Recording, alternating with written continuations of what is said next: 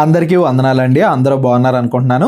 ఆదికాండం నుండి ప్రతి పుస్తకాన్ని, ప్రతి అధ్యాయాన్ని మనం వివరించుకుంటూ వస్తున్నాం. ఈ కీర్తనల గ్రంథంలో కూడా 1 నుంచి 67 అధ్యాయాలు చదువుకున్నాం, వివరించుకున్నాం. ఏ సమయంలో ఎలా ప్రార్థన చేయాలి, యేసుక్రీస్తు వారి గురించిన ప్రవచనాలు, మంచి చెడుల మధ్య తేడా, ఇలా ప్రతిదీ కూడా మనం చదువుకుంటూ వస్తున్నాం. ఈరోజు మనం కీర్తనల గ్రంథం 68వ అధ్యాయం నుండి చదువుకుంటూ వెళ్దాం. ప్రధాన గాయకునికి అతనికి అప్పగింపబడుతుంది.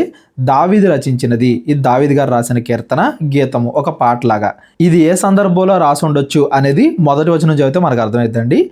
దేవుడు లేచునుగాక, ఆయన శత్రువులు చెదరిపోవుదురుగాక, ఆయనను ద్వేషించువారు ఆయన సన్నిధి నుండి పారిపోవుదురుగాక. ఈ వచనం, మొదటి వచనం అనేది మోషే గారి దగ్గర మనకి ఎక్కువగా కనబడతా ఉంటుంది. మందసాన్ని ఇజ్రాయేలీలు ఎప్పుడు మోసినా కానీ ఆ మందసాన్ని ఒక చోట నుండి ఇంకో చోటకి తీసుకెళ్లేటప్పుడు ఆ మందసాన్ని వాళ్ళు ఎప్పుడు ఎత్తి పట్టుకున్నా కానీ ఇదే మాటను పలికేవాళ్ళు. ఈ సందర్భాన్ని మనం సంఖ్యాకాండంలో కూడా చూడొచ్చు. సంఖ్యాకాండం 10వ అధ్యాయం 35వ వచనం చదివితే మందసాన్ని తీసుకెళ్లేటప్పుడు దేవుడు లేచునుగాక అంటే ఈ లోకానికి తీర్పు తీర్చడానికి దేవుడు బయలుదేరుతున్నాడు. దేవుడి యొక్క శత్రువులు అంటే ఎవరైతే చెడ్డవాళ్ళు, పాపం చేసేవాళ్ళు, మంచి వాళ్ళని హింసించే వాళ్ళు ఉంటారో వాళ్ళందరినీ కూడా దేవుడు చెదరగొడతాడు. మంచిని చెడుని దేవుడు వేరు చేస్తాడు. దేవుడు తీర్పు తీరుస్తాడు. తీర్పు తీర్చడానికి బయలుదేరుతున్నాడు అనే సందర్భంలో ఈ వచనాన్ని ఎక్కువగా వాడతారు. దావీదు గారు ఈ కీర్తన రాసినప్పుడు ఈ వచనంతో మొదలు పెట్టారంటే ఈ కీర్తన 68వ అధ్యాయం అనేది మందసాన్ని తీసుకెళ్లేటప్పుడు దావీదు గారి సమయంలో మందసాన్ని యెరూషలేముకు తీసుకొచ్చారు కదా, ఆ సమయంలో దావీదు నాట్యం ఆడతాడు. ఆ సందర్భంలో ఈ కీర్తన రాసి ఉండొచ్చు. మందసాన్ని యెరూషలేముకు తీసుకొచ్చేటప్పుడు దేవుడు ఇజ్రాయెల్ అందరినీ కూడా రక్షిస్తాడు. ఇజ్రాయెల్ శత్రువులు ఎవరైతే ఉంటారో, చెడ్డవాళ్ళు ఎవరైతే ఉంటారో వాళ్ళందరికీ కూడా దేవుడు తీర్పు తీరుస్తాడు. వాళ్ళందరినీ కూడా దేవుడు నాశనం చేస్తాడు అనే సందర్భంలో దేవుణ్ణి కీర్తిస్తూ రాసిన పాట ఇది. ఈ కీర్తనలో 68వ అధ్యాయం అనేది మనం గమనించవచ్చు. చదువుకుంటూ వెళ్దాం. పొగ చెదరగొట్టబడినట్లు నీవు వారిని చెదరగొట్టుము, అగ్నికి మైనము కరుగునట్లు భక్తిహీనులు దేవుని సన్నిధికి కరిగి నశించుదురుగాక. పొగ ఎలా అయితే గాలికి చెదిరిపోయిద్దో, మైనం ఎలా అయితే అగ్నికి కరిగిపోయిద్దో, అలాగా భక్తిహీనులు దేవుడి యొక్క గొప్పతనానికి, దేవుడి యొక్క సన్నిధికి కరిగి అంటే దేవుడి యొక్క బలానికి, దేవుడి యొక్క పరిశుద్ధతకి వాళ్ళందరూ కూడా నాశనమైపోవునుగాక. దేవుడా వాళ్ళందరికీ కూడా తీర్పు తీర్చు అనే విధంగా ఈ కీర్తన ఉంది అనేది మనం గమనించాలి. నీతిమంతులు సంతోషించుదురుగాక, వారు దేవుడి సన్నిధిని ఉల్లసించుదురుగాక, వారు మహదానందము పొందుదురుగాక. పైనేమో చెడ్డవాళ్ళకి తీర్పు తెచ్చబడాలి, కిందేమో మంచివాళ్ళు రక్షింపబడాలి. దేవుడి సన్నిధిలో ఈ రెండు కూడా జరుగుతాయి అనేది ఈ కీర్తన యొక్క భావం. భూమి మీద అది నెరవేరుతూ ఉంటుంది. అది పరిపూర్ణంగా ఎప్పుడు నెరవేరిద్ది, పరిపూర్ణంగా ఎప్పుడు ముగిసిద్ది అంటే యేసుక్రీస్తు వారి 2వ రాకడ సమయంలో చెడ్డవాళ్ళందరూ కూడా నరకానికి వెళ్ళిపోతారు, మంచి వాళ్ళందరూ కూడా పరలోకానికి వెళ్ళిపోతారు.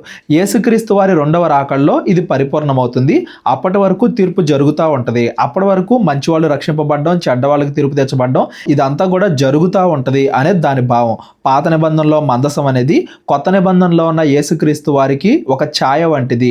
మందసం యేసుక్రీస్తు వారిని సూచించేది అని మనం నిర్గమకాండంలో కొంచెం బాగా వివరించుకున్నాం. అది కూడా గుర్తుపెట్టుకోండి. ఇవన్నీ కూడా యేసుక్రీస్తు వారి జీవితంలో ఆయన చేసిన పనుల్లో, ఆయన 2వ రాకడలో ఈ మాటలన్నీ కూడా పరిపూర్ణమవుతున్నాయి అనేది కూడా గుర్తుపెట్టుకోండి. దేవుణ్ణి గూర్చి పాడుడి, ఆయన నామమును బట్టి స్తోత్రగానము చేయుడి, వాహనమెక్కి అరణ్యములో ప్రయాణము చేయు దేవుని కొరకు ఒక రాజమార్గము చేయుడి, యెహోవా అను ఆయన నామమును బట్టి ఆయన సన్నిధిని ప్రహర్షించుడి. దేవుణ్ణి గురించి పాడండి, మౌనముగా ఉండకండి, ఆయన యొక్క లక్షణాలని ప్రకటించండి, స్తోత్రగానము చేయుడి. వాహనమెక్కి అంటే దీనికి ట్రాన్స్లేషన్స్లో మేఘాలు అనే వాహనమెక్కి అనే అర్థం వస్తుందండి. మేఘాలు అనే వాహనమెక్కి అరణ్యములో దేవుడు ప్రయాణం చేయొచ్చు, ఒక రాజు నడిచినట్టుగా నడిచాడు. అంటే దాని ఉద్దేశం ఏంటంటే ఇజ్రాయేలీలు 40 సంవత్సరాలు అరణ్యంలో నడిచినప్పుడు వాళ్ళను ముందుండి నడిపించింది దేవుడే కదా. పగలు మేఘస్తంభంగా, రాత్రి అగ్నిస్తంభంగా దేవుడే కదా వాళ్ళను ముందుండి నడిపించింది. ఒక రాజు నడిపించినట్టుగా దేవుడు మమ్మల్ని నడిపించాడు. ఆయన నామమును బట్టి అందరూ కూడా ఆనందించండి అని పాత విషయాలు, ఇజ్రాయేల్ చరిత్ర గుర్తు తెచ్చుకుని వీళ్ళందరూ కూడా ఆనందిస్తున్నారు. అలాగే ఇప్పుడు మందసాన్ని యెరూషలేముకు తీసుకెళ్తున్నారు కదా, దాన్ని బట్టి మీరు అందరూ కూడా ఆనందించండి. ఆ మందసం అనేది యేసుక్రీస్తు వారి గుర్తు అనేది కూడా మీరు మర్చిపోకండి. తన పరిశుద్ధాలయమందుండు దేవుడు తండ్రి లేని వారికి తండ్రియు, విధవరాండ్రకు న్యాయకర్తయే ఉన్నాడు. దేవుడు రాజు అంటే కేవలం యుద్ధాలు చేస్తాడు, గెలిపిస్తాడు, శత్రువులను ఓడిస్తాడని మాత్రమే కాదు. ఎవరెవరైతే తండ్రి లేని వారు, విధవరాండ్రు, ఈ లోకంలో అణచబడిన వాళ్ళు ఉంటారో, తక్కువగా చూడబడిన వాళ్ళు ఉంటారో, దేవుడు ఏకాంగులను సంసారులుగా చేయువాడు, ఆయన బంధింపబడిన వారిని విడిపించి వారిని వర్ధిల్లజేయువాడు. విశ్వాసఘాతకులు నిర్జల దేశమందు నివసించుదురు. ఆ దేవుడి పైన విశ్వాసం గలవాళ్ళు వాళ్ళు ఈ లోకంలో ఎంతగా అణచబడినా కానీ దేవుడు వాళ్ళందరికీ కూడా న్యాయం తీరుస్తాడు. ఈ భూమి మీద తీరుస్తాడు. ఏదైనా పరీక్ష ప్రకారం ఈ భూమి మీద వాళ్ళు ఇబ్బందులు పడినా పరలోకం అనే శాశ్వత ఆనందాన్ని కూడా వాళ్ళకి ఇస్తాడు. రాజు అనగానే కేవలం యుద్ధాలు చేయడం, శత్రువులను ఓడించడం మాత్రమే కాదు, అణచబడిన వాళ్ళకి న్యాయం తీరుస్తాడు. వాళ్ళందరికీ కూడా సహాయం చేస్తాడు.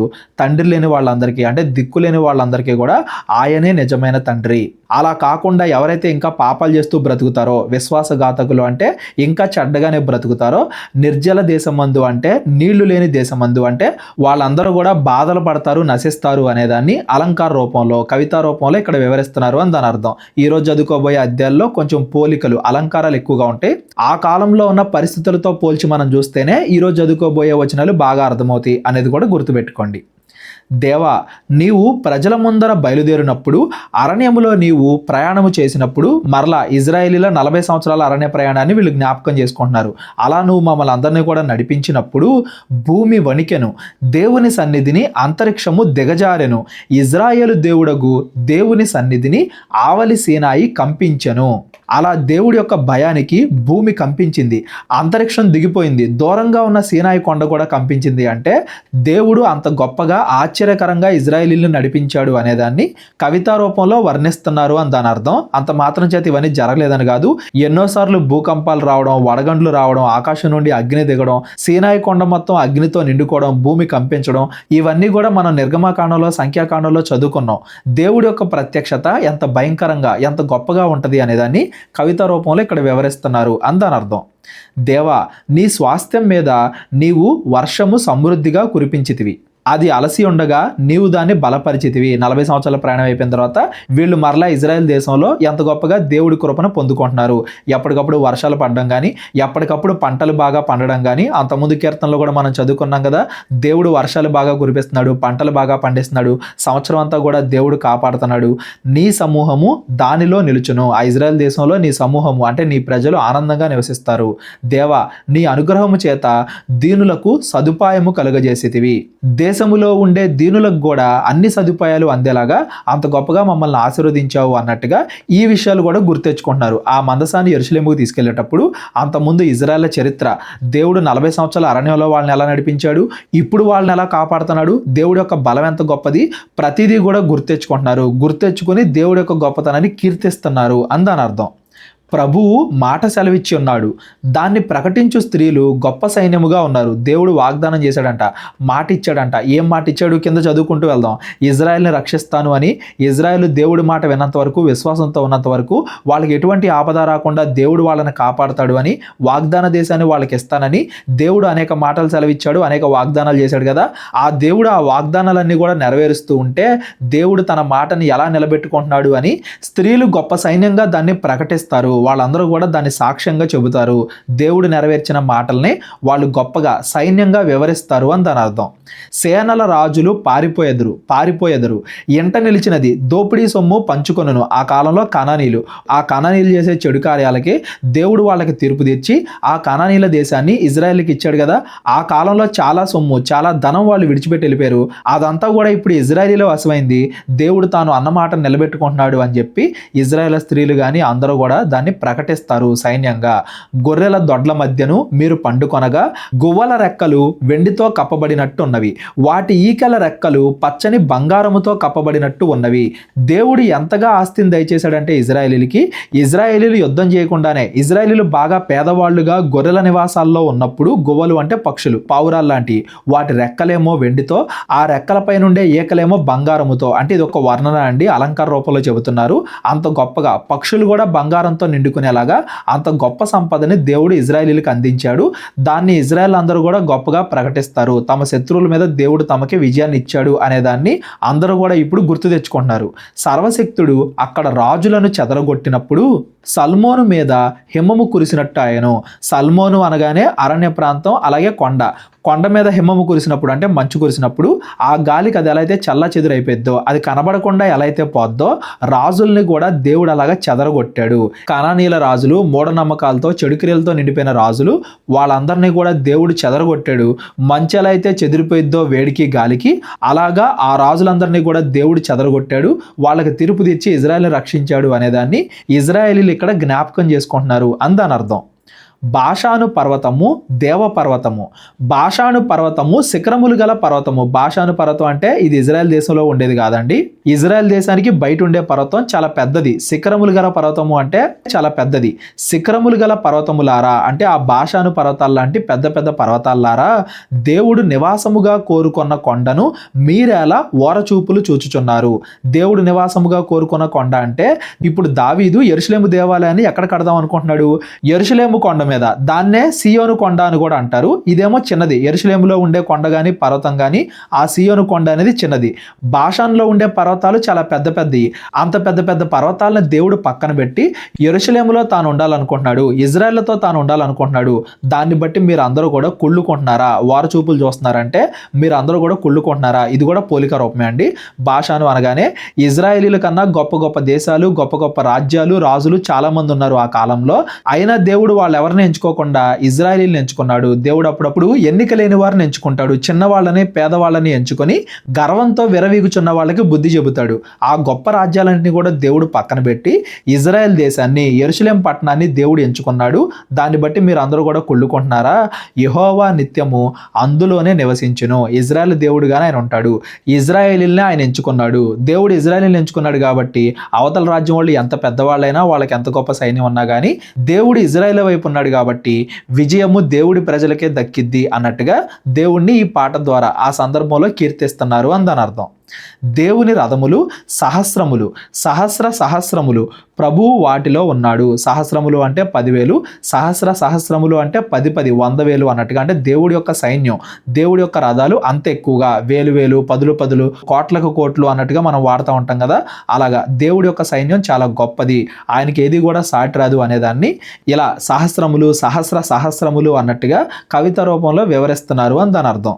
సీనాయి పరిశుద్ధమైనట్టు ఆ కొండ పరిశుద్ధమాయను. అంతకుముందు దేవుడు సీనాయి పర్వతం మీద ఎలా అయితే తన పరిశుద్ధత చూపించాడో ఇప్పుడు యెరూషలేము కొండ మీద, సియోను కొండ మీద కూడా దేవుడు అలాగే తన పరిశుద్ధతను చూపిస్తున్నాడు అని దాని అర్థం. అంతకుముందు సీనాయి కొండ మీద దేవుడు మోషేని పిలుచుకొని ఆజ్ఞలు ఇచ్చాడు. ఆ తర్వాత యెరూషలేం పట్టణంలో దేవాలయం అనేది నిర్మింపబడింది. అంతకుముందు సీనాయి పర్వతాన్ని దేవుడు ఎలా పరిశుద్ధపరిచాడో ఇప్పుడు సియోను కొండని, యెరూషలేము కొండను కూడా దేవుడు పరిశుద్ధపరిచాడు అని దాని అర్థం. చాలా మంది సీనాయి కొండకి సియోను కొండకి కన్ఫ్యూజ్ అవుతూ ఉంటారండి. కన్ఫ్యూజ్ అవ్వద్దు. సీనాయి అనగానే మోషేకి దేవుడు ధర్మశాస్త్రాన్ని ఇచ్చాడు అరణ్యంలో. వీళ్ళు ఇంకా ఇజ్రాయెల్ దేశానికి రాకముందు అరణ్యంలో వీళ్ళు ఎక్కడ దేవుడి యొక్క ధర్మశాస్త్రాన్ని పొందుకున్నారంటే అది సీనాయి కొండ. యెరూషలేములో దేవాలయం నిర్మింపబడింది ఇజ్రాయెల్ రాజ్యంలో. ఇదేమో సియోను అనగానే ఇజ్రాయెల్ దేశం అన్నట్టుగా వస్తుంది. సీనాయి అనగానే దేవుడు మోషేకి ధర్మశాస్త్రం ఇచ్చిన ప్లేసు. సీనాయి వేరు, సియోను వేరు. ఈ రెండింటికి కూడా తేడాని మీరు గమనించాలి.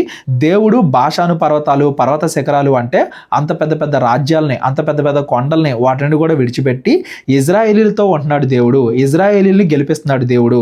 ఇజ్రాయేలీలకి తన లక్షణాలు తెలియజేస్తున్నాడు దేవుడు. ఆయనే ఇజ్రాయేలీల్ని పరిశుద్ధపరిచాడు అనేది ఈ వచనం యొక్క భావం. నీవు ఆరోహణమైతివి, పట్టబడిన వారిని చెరపట్టుకుని పోతివి. ఆరోహణమైతివి అంటే సింహాసనం మీద కూర్చున్నావు అన్నట్టుగా. అంటే దేవుడే రాజు అనేదాన్ని పోలిక రూపంలో చెబుతున్నారు. రాజు సింహాసనం మీద ఆరోహణమయ్యాడు అని పలుకుతూ ఉంటారు కదా. ఆరోహణం అంటే దేవుడే రాజుగా వెళ్తున్నాడు, దేవుడే తన సింహాసనాన్ని అధిష్ఠించాడు అని. పట్టబడిన వారిని చెరపట్టుకుని అంటే ఆ కాలంలో యుద్ధాలు జరిగినప్పుడు గెలిచిన రాజ్యం వాళ్ళు ఓడిన రాజ్యం వాళ్ళనే బానిసలుగా తీసుకెళ్ళిపోతారు. వాళ్ళని చెరపట్టబడిన వాళ్ళు, పట్టబడిన వాళ్ళు అంటారు అనమాట. అంటే బానిసలుగా వాళ్ళని పట్టుకుని తీసుకెళ్ళిపోతున్నారు అని దాని అర్థం. ఇక్కడ దేవుడే రాజు కాబట్టి పట్టబడిన వారిని చెరపట్టుకొని పోతివి అంటే దేవుడు ఇజ్రాయేలీలకి విజయాన్ని ఇచ్చాడు. ఆ కానానీయుల పైన, ఎవరెవరైతే ఇజ్రాయెల్ శత్రువులతో ఇజ్రాయేలీలు యుద్ధం చేశారో వాళ్ళందరిపైన కూడా ఇజ్రాయేలీలకి దేవుడు విజయాన్ని ఇచ్చాడు అని దాని అర్థం. అంతేగాని దేవుడు వాళ్ళందరినీ కూడా నిజంగా బానిసలుగా చేసుకోమన్నాడని కాదు. ఇంకా దానికి వ్యతిరేకంగా ఎవరిని కూడా కానానీయుల్ని మీ దేశంలో ఉండనివ్వద్దు, ఎవరిని కూడా బానిసలుగా చేసుకోవద్దు, ఆ కానానీయులు మీ ఇజ్రాయెల్ దేశంలో ఉండకూడదు అన్నట్టుగా దేవుడు దానికి వ్యతిరేకంగా చెప్పాడు. అంతేగాని బానిసలుగా చేసుకోమని కాదు. దేవుడు యుద్ధాన్ని గెలిపించాడు, ఇజ్రాయేలీల్ని యుద్ధంలో గెలిపించాడు అనేదాన్ని ఒక పోలిక రూపంలో, ఒక రాజు తన సింహాసనాన్ని అధిష్ఠించి శత్రువుల్ని బానిసలుగా చేసుకుని వాళ్ళని ఎలా అయితే అణిచివేస్తాడో, మా దేవుడు, మా రాజైన మా దేవుడు శత్రువులపైన మాకు విజయాన్ని ఇచ్చాడు, మా శత్రువుల్ని అణిచివేసి మమ్మల్ని అంతగా గొప్పగా హెచ్చించాడు అనేదాన్ని పోలిక రూపంలో చెబుతున్నారు అని దాని అర్థం. మనుషుల చేత నీవు కానుకలు తీసుకొని ఉన్నావు, యెహోవా అను దేవుడు అక్కడ నివసించున్నట్లు విశ్వాసఘాతకుల చేత సహితము నీవు కానుకలు తీసుకొని ఉన్నావు. విశ్వాసఘాతకులు అంటే ఎవరైతే ఇజ్రాయెల్ శత్రువులు ఉన్నారో వాళ్ళు యుద్ధాలు ఓడిపోయినప్పుడు చాలా ఆస్తిని యెరూషలేములోనే వదిలిపెట్టేశారు అని పైన కూడా మనం చదువుకున్నాం కదా. అలాగా దేవుడు ఇజ్రాయేలీలకి అనేక కానుకలు వచ్చేలా చేశాడు. ఇజ్రాయెల్ శత్రువుల నుండి ఇజ్రాయేలీలకి కానుకలు వచ్చేలా చేశాడు.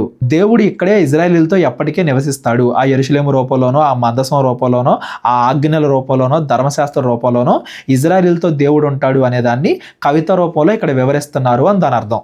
అంతకుముందు ఇజ్రాయేలీలకి వాగ్దాన దేశాన్ని దేవుడు ఎలా ఇచ్చాడు, ఎన్ని విజయాల ద్వారా ఇచ్చాడు అనే సందర్భాన్ని ఇప్పుడు మందసాన్ని యెరూషలేముకు తీసుకొచ్చే సందర్భంలో దావీదు గారు దీన్ని గుర్తు చేసుకుంటున్నారు అని దాని అర్థం. ప్రజలందరికీ కూడా నేను కాదు రాజుని, దావీదు అప్పటికి రాజు అయినా కానీ నేను కాదు రాజుని, నా వెనకాల వచ్చే మందసం అంటే దేవుడే రాజు అనేదాన్ని ఈ కీర్తన ద్వారా వివరిస్తున్నాడు అని దాని అర్థం.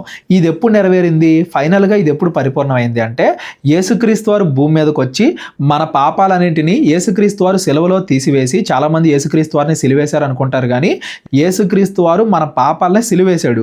ఆయన సిలువ మీద అర్పింపబడ్డాడు అంటే మన పాపాలన్నింటినీ కూడా చంపేశాడు, మన పాపాలన్నింటినీ కూడా పోగొట్టాడు అని దాని అర్థం. అలా యేసుక్రీస్తు వారు మన పాపాలను పోగొట్టి చనిపోయి తిరిగి లేచినప్పుడు, ఆయన చనిపోయి ఆరోహణమైనప్పుడు ఒక రాజులాగా వచ్చాడు. పాత నిబంధనలో ఇజ్రాయెల్ శత్రువులు మాత్రమే అణచబడ్డారు. యేసుక్రీస్తు వారు అయితే పాపాన్నే అణిచారు, మరణాన్నే ఓడించాడు, చెరగా పట్టుకొని పోయారు. అంటే పాతకాలంలో మనుషుల్ని బానిసలుగా తీసుకెళ్లిపోయేవాళ్ళేమో కానీ యేసుక్రీస్తు వారు పాపం అనేదాన్ని, మరణం అనేదాన్ని తీసుకెళ్లిపోయాడు, మరణానికి విలువ లేకుండా చేశాడు. ఇవన్నీ కూడా యేసుక్రీస్తు వారి మరణ పునరుద్ధానాల్లో పరిపూర్ణమవుతున్నాయి, సంపూర్ణంగా నెరవేరుతున్నాయి అనేది గుర్తుపెట్టుకోండి. ఇదే వచనాన్ని మనం కొత్త నిబంధనలో కూడా గమనించవచ్చు. పౌలు గారు ఎఫెసీయులకి పత్రిక రాస్తూ 4వ అధ్యాయం 8వ వచనంలో ఈ 18వ వచనాన్ని వాడి ఇది అక్కడ పరిపూర్ణమైంది, యేసుక్రీస్తు వారు నిజమైన రాజుగా మనకున్నాడు, మన పాపాలన్నింటినీ కూడా పోగొట్టాడు, మన పాపం అనే చెర నుండి ఆయన విడుదల కలిగించాడు అనేదాన్ని ఎఫెసీయులకి రాసిన పత్రికలో పౌలు గారు కూడా మాట్లాడతారు. ఇదంతా కూడా యేసుక్రీస్తు వారి జీవితంలో పరిపూర్ణమైంది అనేది గుర్తుపెట్టుకోండి. ప్రభువు స్తుతినందును గాక. అనుదినము ఆయన మా భారమును భరించుచున్నాడు, దేవుడే మా రక్షణకర్త అయి ఉన్నాడు. మేము ఎన్ని రకాలుగా ఇబ్బందులు పెట్టినా, మేము ఎన్ని రకాలుగా పాపంలో పడిపోతున్నా కానీ దేవుడే మమ్మల్ని భరిస్తున్నాడు, మమ్మల్ని విడిపిస్తున్నాడు, మా రక్షణకర్త అయి ఉన్నాడు. దేవుడే స్తుతినందును గాక. దేవుడు మా పక్షమున పూర్ణ రక్షణ కలుగజేయు దేవుడై ఉన్నాడు.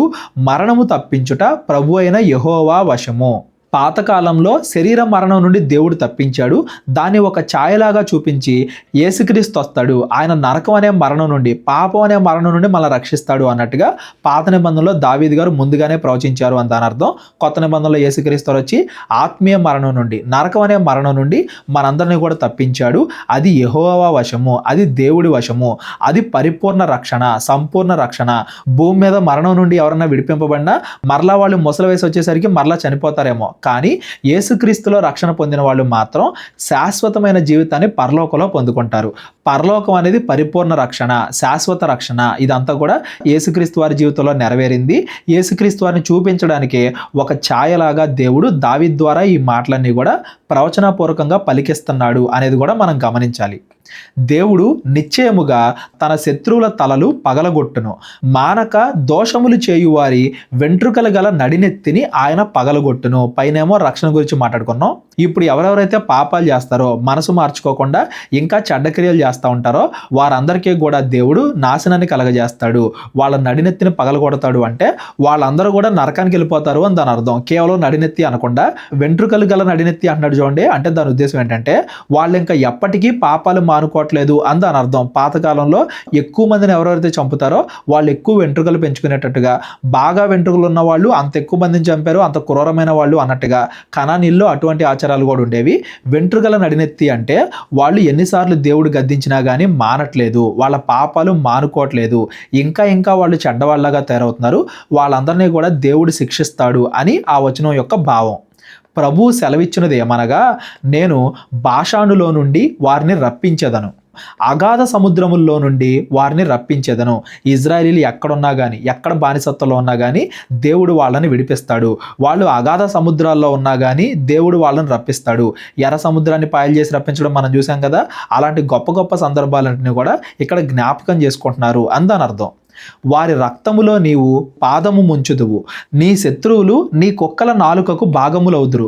రక్తంలో పాదం ముంచడం, కుక్కలేమో శత్రువులు తినటం, ఇవన్నీ కూడా ఏంటంటే పోలిక రూపం. కవితా రూపంలో దేవుడి శత్రువులందరూ కూడా నశిస్తారు అనేదాన్ని దావీదు గారు ఇలా ఎక్స్ప్లెయిన్ చేస్తున్నారు. పాత నిబంధనలు ఇలాంటి వచనాలు కూడా మనం చూసాం. ఇప్పుడు ఆహాబు కానీ, ఆహాబ్ భార్య యెజబెల్ కానీ, వాళ్ళందరూ కూడా ఎలా నాశనం అయ్యారు, వాళ్ళ రక్తాన్ని కుక్కలు నాకే. అటువంటి సందర్భాలు కూడా ఇక్కడ ఇజ్రాయెల్ జ్ఞాపకం చేసుకుంటున్నారు. అయితే ఈ 23వ వచనం కానీ ఇలాంటి వచనాలు ఈ కీర్తనలో మనం ఏవైతే చదువుకున్నామో అవన్నీ కూడా అలంకార రూపంలో, పోలిక రూపంలో, కవితా రూపంలో దేవుడి యొక్క గొప్పతనాన్ని, దేవుడు ఇజ్రాయెల్ శత్రువులను ఎలా నశింపజేస్తాడు, ఇజ్రాయేలీలకు ఎలా రక్షణ కలగజేస్తాడు అనేదాన్ని అలంకార రూపంలో, పోలిక రూపంలో వివరిస్తున్నారు అని దాని అర్థం. కొత్త నిబంధనలో అయితే యేసుక్రీస్తు వారి రెండవ రాకడ సమయంలో చెడ్డ వాళ్ళందరూ కూడా ఎలా నాశనం అవుతారు, మంచి వాళ్ళందరూ కూడా ఎలా పరలోకాన్ని పొందుకుంటారు అనే దగ్గర ఈ మాటలన్నీ కూడా పరిపూర్ణంగా నెరవేరుతాయి అనేది కూడా మనందరం కూడా గుర్తుపెట్టుకోవాలి. దేవా, నీ గమనమును పరిశుద్ధ స్థలమునకు పోవు, నా రాజగు దేవుని గమనమును వారు చూచి ఉన్నారు. చుట్టూను కన్యకలు తంబూరలు వాయించుచుండగా కీర్తనలు పాడువారు ముందు నడచరి, తంతి వాయిద్యములు వాయించువారు వెనక వచ్చెదరు. ఒక రాజు ఎలా అయితే ప్రయాణిస్తాడో అలాగా దేవుడు ప్రయాణిస్తున్నాడు. ఆ మందసాన్ని వీళ్ళు మోసుకుంటూ వెళ్తున్నారు కదా, ముందున్న దావీదు నేను కాదు రాజు, వెనకున్న మందసమే దేవుడే రాజు అనేదాన్ని ఇలా వివరిస్తూ, కన్యకలు అనగానే ఇక్కడ కన్యకలని కాదండి, ఇజ్రాయేలీలు.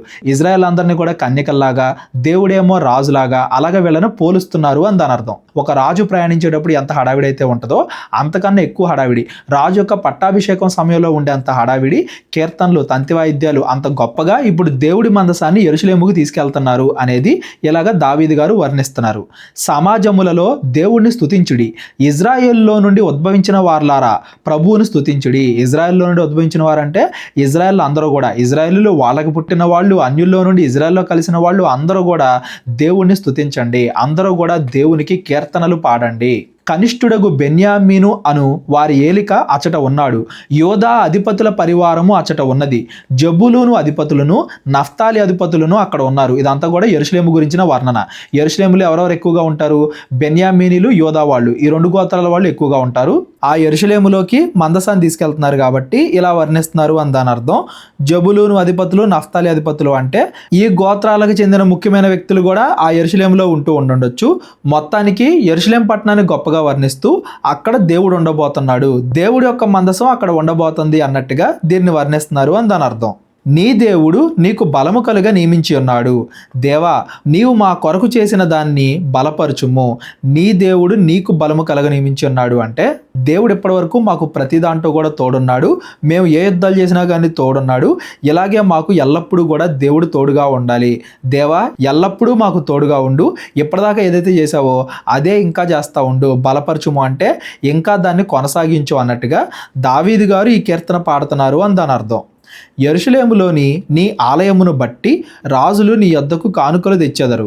రెల్లులోని మృగమును, ఆబోతుల గుంపును, దూడల వంటి జనములను లొంగి వెండి కడ్డీలను తెచ్చినట్లుగా వాటిని గద్దింపుము. కలహప్రియులను ఆయన చెదరగొట్టి ఉన్నాడు. యెరూషలేములో దేవుడు రాజ్యాన్ని వెళ్తున్నాడు. ఆ దేవుడు ముందు ప్రతి రాజ్యం కూడా తల వంచాల్సిందే. కానుకలు తేవడం అంటే పెద్ద రాజ్యాలకి చిన్న రాజ్యం వాళ్ళు కానుకలు తెస్తారనమాట. యెరూషలేములో దేవుడు ఉంటున్నాడు కాబట్టి అదన్నింటికన్నా పెద్ద రాజ్యం, దేవుడు అందరికన్నా పెద్ద రాజు. ఆ దేవుడి యొక్క శక్తిని బట్టి ఈ భూమి మీద ఉండే మిగతా అధికారులందరూ కూడా దేవునికి లోబడాల్సిందే అనే విషయాన్ని ఇక్కడ కవితా రూపంలో, అలంకార రూపంలో వివరిస్తున్నారు అని దాని అర్థం. వీటన్నిటిని కూడా అక్షరానుసారంగా మనం తీసుకోకూడదు. ఆ కాలంలో ఉన్న రాజులు, రాజ్యాలు వాటన్నిటిని కూడా అలంకార రూపంలో వర్ణిస్తూ దేవుడి యొక్క గొప్పతనాన్ని ఇలా తెలియజేస్తున్నారు. అక్షరానుసారంగా అయితే యేసుక్రీస్తు వారి రెండవ రాకడలో ఇవన్నీ కూడా పరిపూర్ణంగా నెరవేరుతాయి. యేసుక్రీస్తు వారి ముందు ప్రతి వాళ్ళు కూడా మోకాళ్ళు లోనాల్సిందే. ఈ భూమి మీద ఉండే ప్రతి రాజు, ప్రతి అధికారి, ఎవరైనా సీఎం అయినా పిఎం అయినా ఎవరైనా కానీ యేసుక్రీస్తు ముందు మోకాళ్ళు లోనాల్సిందే. రెండవ రాకడ సమయంలో ప్రతి కాలు, ప్రతి తల ఆయన ముందు వంగుతుంది అని కొత్త నిబంధనలో మనం ఏదైతే మాట్లాడుకుంటామో అక్షరానుసారంగా తీసుకుంటే యేసుక్రీస్తు వారి రెండవ రాకడలో ఇది పరిపూర్ణం అవుతుంది. అలంకార రూపంలో, ఒక ఛాయ రూపంలో తీసుకుంటే దేవుడు ఇజ్రాయెల్ దేశాన్ని ఎంత గొప్పగా హెచ్చించాడు, ఆ ఇజ్రాయెల్ దేశం ముందు ఏ రాజ్యమైనా కానీ చిన్నదే అనేదాన్ని ఇలా వర్ణిస్తున్నారు. అష్షూరు కానీ, బబులోను కానీ ఇజ్రాయెల్ తప్పు చేసినప్పుడు దేవుడు వాళ్ళకి అప్పగించాడు, కానీ అంతకుముందు అంత పెద్ద పెద్ద రాజ్యాలను కూడా ఇజ్రాయెల్ ముందు ఓడిపోయేలాగా దేవుడు చేశాడు. అంత గొప్పగా ఇజ్రాయెల్ని దేవుడు కాపాడాడు అనేది మనం రాజుల గ్రంథాల్లో, దినవృత్తాంతాల గ్రంథాల్లో చదువుకున్నాం, వివరించుకున్నాం. దాన్ని ఇక్కడ అలంకార రూపంగా చెప్తున్నారు. రెల్లులోని మృగము అంటే అది ఐగుప్తు దేశానికి సూచన. ఆబోతుల గుంపు, దూడల వంటి జనము అంటే అది కూషు రాజ్యానికి, అక్కడ ఉండే కనానీల రాజ్యానికి సూచన. ఆ రాజ్యాలన్నీ కూడా దేవుడి ముందు వంగి కానుకలు, వెండి కడ్డీలు, బంగారం కానుకలు ఇవన్నీ కూడా వాళ్ళు తెస్తున్నారంటే దేవుడే గొప్పవాడు అన్నట్టుగా వాళ్ళు ఒప్పుకుంటారు అని. ఒకానొక రోజున ఇది జరిగిద్ది, దేవుడే అందరినీ ఏలేవాడు రాజు అన్నట్టుగా ఇక్కడ దావీదు గారు వర్ణిస్తున్నారు. ఐగుప్తులో నుండి ప్రధానులు వచ్చెదరు, కూషీయులు దేవుని తట్టు తమ చేతులు చాచుకొని పరిగెత్తుకొని వచ్చెదరు. పైన చదువుకున్నాం కదా, రెల్లులోని మృగము, ఆబోతుల గుంపు అవన్నీ కూడా రాజ్యాలకి సూచనలు. ఐగుప్తు కానీ, కూషీలు కానీ, చుట్టూ ఉండే కనానీలు కానీ, ఫిలిస్తీన్లు కానీ ఎవరైనా కానీ దేవుడి ముందు తలవంచాల్సిందే అనేదాన్ని ఒక పోలికా రూపంలో ఇక్కడ వివరిస్తున్నారు అని దాని అర్థం. భూరాజ్యములారా దేవుని గురించి పాడుడి, ప్రభువుని కీర్తించుడి. మిగతా రాజ్యాలు కూడా దేవుడి యొక్క గొప్పతనాన్ని గుర్తించి దేవుడిని కీర్తించాలి అన్నట్టుగా దావీదు గారు అందరికీ కూడా బోధిస్తున్నారు. అనాదిగానున్న ఆకాశ వాహనం ఎక్కువాన్ని కీర్తించుడి. ఒక ఆకాశం కాదండి, ఆకాశ వాహనం అంటున్నాడు చూడండి. మేఘాలు కాదు, అంతరిక్షం కాదు, ఈ విశ్వం మొత్తం కూడా దేవుడికి వాహనమే. అంత గొప్ప దేవుడిని అందరూ కూడా కీర్తించండి. పాతకాలంలో మేఘాలని, వర్షాలని వీటిని కూడా దేవుళ్ళుగా చూసేవాళ్ళు. అవి కూడా దేవుడికి వాహనాలే, అవి దేవుడు కాదు. దేవుడు వాటిని వాహనాలుగా చేసుకొని దేవుడు ఎలా చెబితే మేఘాలు అలా చేస్తాయి, దేవుడు ఎలా చెబితే వర్షం అలా కురిసిద్ది, దేవుడు చెప్పినట్టుగానే ఈ భూమి అంతా కూడా నడిచిద్ది. ఈ భూమి మొత్తానికి కూడా దేవుడే రాజు అన్నట్టుగా దావీదు గారు దేవుడిని కీర్తిస్తున్నారు. ఆయన తన స్వరము వినబడజేయును, అది బలమైన స్వరము. దేవుడి యొక్క మాట, దేవుడి యొక్క స్వరం అదేదో చిన్నది కాదు. అందరికీ కూడా ఖచ్చితంగా దేవుడి ప్రత్యక్షత తెలిసిద్ది. దేవుడి యొక్క తీర్పుని అందరూ కూడా ఖచ్చితంగా అనుభవిస్తారు. ఇవాళ కొంతమంది యేసుప్రభుని నమ్మొచ్చు, కొంతమంది నమ్మకపోవచ్చు. ఆయన రాకడ సమయంలో మాత్రం ప్రతి ఒక్కళ్ళు కూడా గుర్తిస్తారు దేవుడి యొక్క బలం ఏంటి, దేవుడి యొక్క న్యాయం ఏంటి, ఆయన తీర్పు ఏంటి. ప్రతి ఒక్కళ్ళు కూడా దేవుడి యొక్క బలాన్ని గుర్తిస్తారు. దేవునికి బలాతిశయమును ఆరోపించుడి, మహిమోన్నతుడై ఆయన ఇజ్రాయేలు మీద ఏలుచున్నాడు, అంతరిక్షమున ఆయన బలాతిశయము ఉన్నది. దేవుడి యొక్క గొప్పతనం ఈ భూమి మీద మాత్రమే కాదు, అంతరిక్షాన్ని కూడా ఏలేవాడు దేవుడు.